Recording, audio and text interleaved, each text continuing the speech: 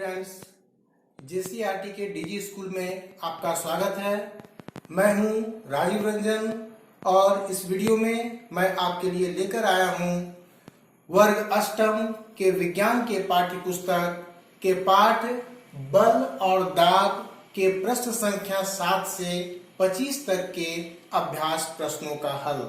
तो आइए बारी बारी से उन प्रश्नों को हम हल करेंगे। तो सबसे पहले है प्रश्न संख्या 7। प्रश्न संख्या 7 का प्रश्न है कि जब किसी वस्तु को ऊंचाई से गिराया जाता है तो उसकी चाल लगातार बढ़ती है।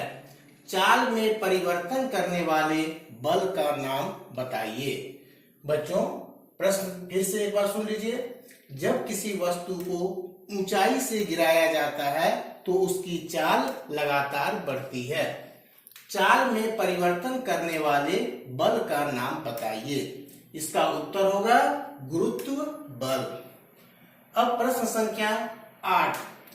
जब कंघी को सूखे बाल से रगड़ा जाता है तो वह कागज के छोटे छोटे टुकड़ों को आकर्षित करता है। इस प्रक्रिया में कौन सा बल कार्यरत है? इसका उत्तर है स्थिर वैद्युत बल। जब कंघी को सूखे बाल से रगड़ा जाता है तो वह कागज के छोटे छोटे टुकड़ों को आकर्षित करता है। इस प्रक्रिया में कौन सा बल कार्यरत है? इसका उत्तर है स्थिर वैद्युत बल। प्रश्न संख्या 9। जमीन पर बिखरे लोहे के पिन को इकट्ठा करने के लिए कौन से बल का उपयोग किया जाता है? उत्तर चुंबकीय बल।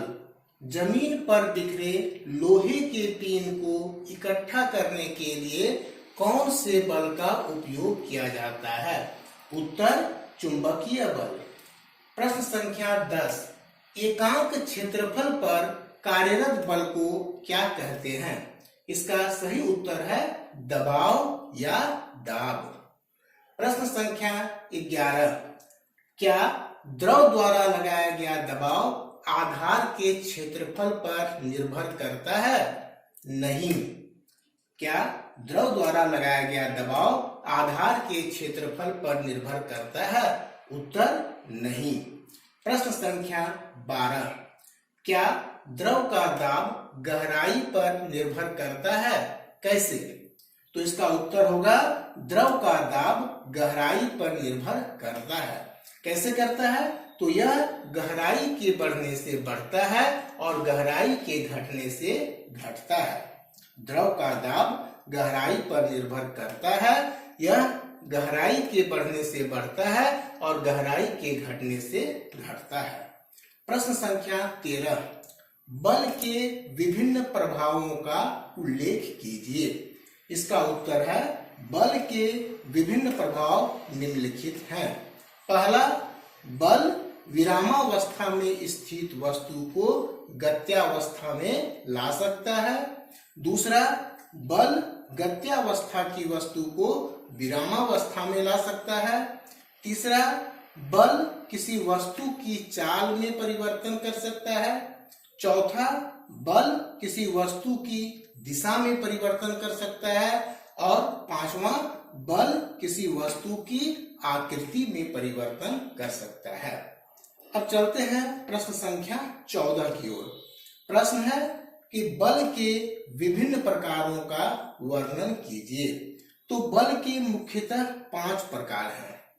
पहला है मांसपेशीय बल, दूसरा है घर्षण बल, तीसरा है चुंबकीय बल, चौथा है स्थिर वैद्युत बल तथा पांचवा है गुरुत्वाकर्षण बल। तो बल के मुख्यतः 5 प्रकार हैं। मांसपेशीय बल, घर्षण बल, चुंबकीय बल, स्थिर वैद्युत बल तथा गुरुत्वाकर्षण बल। अब चल रहा है प्रश्न संख्या 15 की ओर। प्रश्न है मांसपेशीय बल क्या है? इसका एक उदाहरण दीजिए। तो मांसपेशीय बल क्या है? शरीर की मांसपेशियों द्वारा किसी वस्तु पर लगाया गया बल मांसपेशीय बल कहलाता है। शरीर की मांसपेशियों द्वारा किसी वस्तु पर लगाया गया बल मांसपेशीय बल कहलाता है। इसका उदाहरण है कि जब भारोत्तोलक किसी भार को उठाता है तो वह हाथों और पैरों की मांसपेशी द्वारा मांसपेशीय बल लगाता है। प्रश्न संख्या 16 पर, प्रश्न 16 नंबर में है कि बल क्या है? संपर्कित बल तथा असंपर्कित बल की परिभाषा लिखिए। तो सबसे पहले बल क्या है? उत्तर होगा अपकर्षण अथवा अभिकर्षण की वह प्रक्रिया। अपकर्षण अथवा अभिकर्षण की वह प्रक्रिया जो किसी वस्तु पर लगकर उसकी अवस्था में परिवर्तन करे या करने का प्रयास करे, बल कहलाता है। तो यह हो गया बल क्या है? अपकर्षण अथवा अभिकर्षण की वह प्रक्रिया जो किसी वस्तु पर लगकर उसकी अवस्था में परिवर्तन करे या करने का प्रयास करे, बल कहलाता है। अब इस प्रश्न का दूसरा भाग है कि संपर्कित बल तथा असंपर्कित बल की परिभाषा लिखिए। तो संपर्कित बल जब एक वस्तु दूसरे वस्तु पर सीधे भौतिक संपर्क द्वारा बल लगाता है तो उसे संपर्कित बल कहते हैं। जब एक वस्तु दूसरे वस्तु पर सीधे भौतिक संपर्क द्वारा बल लगाता है तो उसे संपर्कित बल कहते हैं, जैसे मांसपेशीय बल तथा घर्षण बल। असंपर्कित बल जब एक वस्तु दूसरे वस्तु पर भौतिक संपर्क के बिना अर्थात कुछ दूरी से बल लगाता है तो उसे असंपर्कित बल कहते हैं, जैसे चुंबकीय बल, स्थिर वैद्युत बल तथा गुरुत्वाकर्षण बल। अब आइए प्रश्न संख्या 17 पर। प्रश्न है संतुलित तथा असंतुलित बल क्या है? संतुलित तथा असंतुलित बल क्या है? संतुलित बल जब किसी वस्तु पर कार्यरत अनेक बलों का परिणामी बल शून्य हो। जब किसी वस्तु पर कार्यरत अनेक बलों का परिणामी बल शून्य हो तो उन्हें संतुलित बल कहते हैं। ऐसे बल किसी वस्तु की अवस्था में परिवर्तन नहीं कर सकते परंतु आकार में परिवर्तन कर सकते हैं। असंतुलित बल जब किसी वस्तु पर कार्यरत अनेक बलों का परिणामी बल शून्य नहीं हो। जब किसी वस्तु पर कार्यरत अनेक बलों का परिणामी बल शून्य नहीं हो तो उन्हें असंतुलित बल कहते हैं। ऐसे बल किसी वस्तु की अवस्था, चाल तथा दिशा में परिवर्तन कर सकते हैं। अब प्रश्न संख्या 18। प्रश्न है एक धारदार चाकू धारहीन चाकू की अपेक्षा वस्तुओं को आसानी से काटता है, क्यों? एक धारदार चाकू धारहीन चाकू की अपेक्षा वस्तुओं को आसानी से काटता है, क्यों? इसका उत्तर है कि एक धारदार चाकू से किसी वस्तु को काटने पर वस्तु तथा चाकू के बीच संपर्कित सतह का क्षेत्रफल काफी कम होता है, क्योंकि धारदार चाकू के काटने वाले किनारे का क्षेत्रफल एक धारहीन चाकू के काटने वाले किनारे से कम होता है। धारदार चाकू के काटने वाले किनारे और वस्तु के बीच संपर्कित सतह का क्षेत्रफल कम होने के कारण समान बल लगाने पर भी अधिक दबाव कार्यरत होता है। अब है प्रश्न संख्या 19। प्रश्न है वायुमंडलीय दबाव से क्या समझते हैं?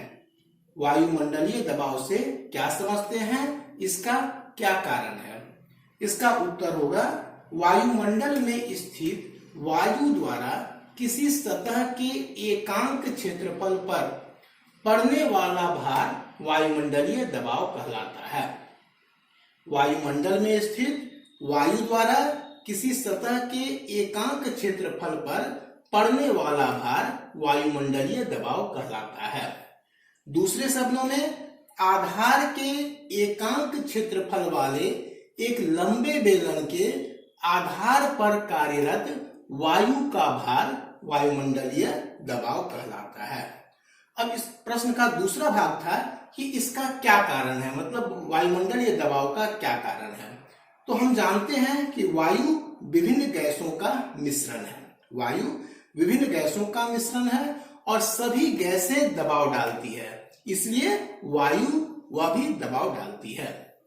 अब प्रश्न संख्या 20 प्रश्न है, उदाहरण द्वारा यह उल्लेख करें कि दबाव कार्यरत बल के क्षेत्रफल पर निर्भर करता है।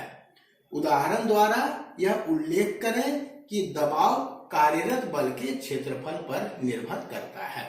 इसका उत्तर है, एक धारदार चाकू धारहीन चाकू की अपेक्षा किसी वस्तु को आसानी से काटता है, क्योंकि धारदार चाकू और काटने वाली वस्तु के बीच संपर्कित सतह का क्षेत्रफल कम होता है।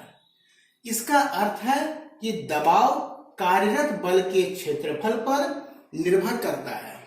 एक दिए हुए बल के लिए संपर्कित सतह का क्षेत्रफल जितना कम होगा, दबाव उतना ही अधिक होगा। संपर्कित सतह का क्षेत्रफल जितना कम होगा, दबाव उतना ही अधिक होगा, और संपर्कित सतह का क्षेत्रफल जितना अधिक होगा, दबाव उतना ही कम होगा। अब प्रश्न संख्या 21 का प्रश्न है कि चुंबकीय बल का प्रायोगिक उदाहरण दीजिए। चुंबकीय बल का प्रायोगिक उदाहरण दीजिए। इसका उत्तर है, आंख में लोहे के कण पड़ जाने पर चुंबक की मदद से बाहर निकालना, कचरे के ढेर से लोहे की चीजों को अलग करने के लिए चुंबक का उपयोग, दुर्घटनाग्रस्त भारी वाहनों को उठाने के लिए क्रेन में विद्युत चुंबक का उपयोग आदि चुंबकीय बल के प्रायोगिक उदाहरण हैं। प्रश्न संख्या 22 पर। 22 का प्रश्न है, घर्षण बल क्या है? घर्षण बल एक संपर्कित बल है, इसकी व्याख्या कीजिए। इसका उत्तर होगा, जब दो वस्तुएं या सतह एक दूसरे के संपर्क में होती है तो एक दूसरे की सापेक्षिक गति का विरोध करती है और गति के विरोध में बल लगाती है। इसी विरोधी बल को घर्षण बल कहते हैं। जब दो वस्तुएं या सतह एक दूसरे के संपर्क में होती है तो एक दूसरे की सापेक्षिक गति का विरोध करती है और गति के विरोध में बल लगाती है। इसी विरोधी बल को घर्षण बल कहते हैं। अब इस प्रश्न का दूसरा भाग था कि घर्षण बल एक संपर्कित बल है, इसकी व्याख्या कीजिए। तो घर्षण बल तभी कार्यरत होता है जब दो वस्तुएं एक दूसरे के संपर्क में होती है। यदि एक गेंद को फर्श पर लुढ़काया जाए तो गेंद धीमी होते हुए कुछ दूर जाकर रुक जाता है, क्योंकि फर्श द्वारा गेंद की गति के विपरीत दिशा में घर्षण बल लगाया जाता है। अतः घर्षण बल दो संपर्कित सतहों के बीच कार्यरत होता है, इसलिए यह एक संपर्कित बल है। अब हम आते हैं प्रश्न संख्या 23 पर। 23 का प्रश्न है, दबाव की परिभाषा दीजिए। बल, क्षेत्रफल तथा दबाव के बीच क्या संबंध है? दबाव के मात्रक का उल्लेख कीजिए। तो सबसे पहले दबाव की परिभाषा। एकांक क्षेत्रफल पर कार्यरत बल को दबाव कहते हैं। एकांक क्षेत्रफल पर कार्यरत बल को दबाव कहते हैं। अब है बल, क्षेत्रफल और दबाव में संबंध। तो दबाव बराबर बल बटे क्षेत्रफल। दबाव बराबर बल बटे क्षेत्रफल, अर्थात एक दिए हुए बल के लिए क्षेत्रफल के बढ़ने पर दबाव घटता है और क्षेत्रफल के घटने पर दबाव बढ़ता है। उसी प्रकार क्षेत्रफल नियत रहने पर, यहाँ क्षेत्रफल का मतलब है संपर्कित सतह का क्षेत्रफल। संपर्कित सतह का क्षेत्रफल नियत रहने पर बल के बढ़ने से दबाव बढ़ता है और बल के घटने से दबाव घटता है। अब इसका तीसरा भाग था दबाव का मात्रक। तो दबाव का मात्रक है न्यूटन प्रति वर्ग मीटर, या इसी को पास्कल भी कहते हैं और इसको PA से लिखते हैं। अब प्रश्न संख्या 24 का प्रश्न है, स्कूल बैग में चौड़ी पट्टियां लगी रहती है, क्यों? उत्तर होगा, स्कूल बैग में चौड़ी पट्टियां लगी रहती है ताकि कंधे और बैग की पट्टियों के बीच संपर्कित सतह का क्षेत्रफल बढ़ जाए और कंधे पर दबाव कम पड़े। स्कूल बैग में चौड़ी पट्टियां लगी रहती है ताकि कंधे और बैग की पट्टियों के बीच संपर्कित सतह का क्षेत्रफल बढ़ जाए और कंधे पर दबाव कम पड़े। अब अंतिम प्रश्न संख्या 25। हवा हमारे शरीर पर दबाव डालती है लेकिन हम उसका अनुभव नहीं कर पाते हैं, क्यों? हवा हमारे शरीर पर दबाव डालती है लेकिन हम उसका अनुभव नहीं कर पाते हैं, क्यों?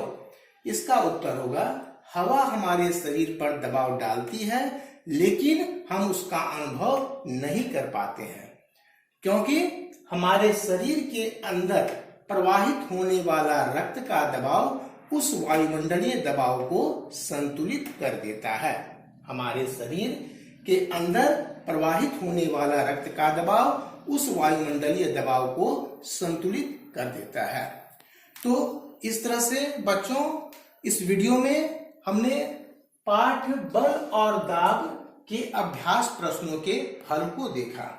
अब हम फिर मिलेंगे अगले वीडियो में, तब तक के लिए धन्यवाद।